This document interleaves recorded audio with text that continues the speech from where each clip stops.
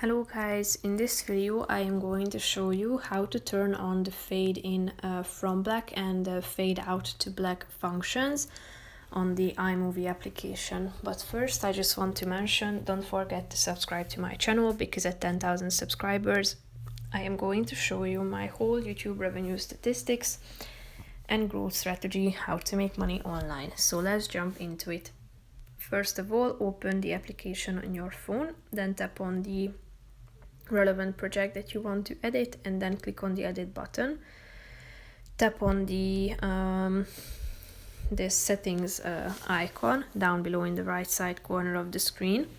After that you can find this fade in from black and fade out to black options, so tap on the relevant buttons, then click on the done button at the top of the screen, and as you go to the end of the video you are going to see how this fade out to black effect looks like.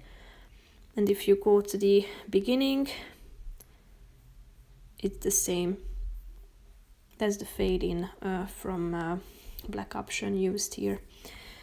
So that's how these two functions work and how they can be turned on. So that's pretty much it for this video, guys. See you in the next one. Bye bye.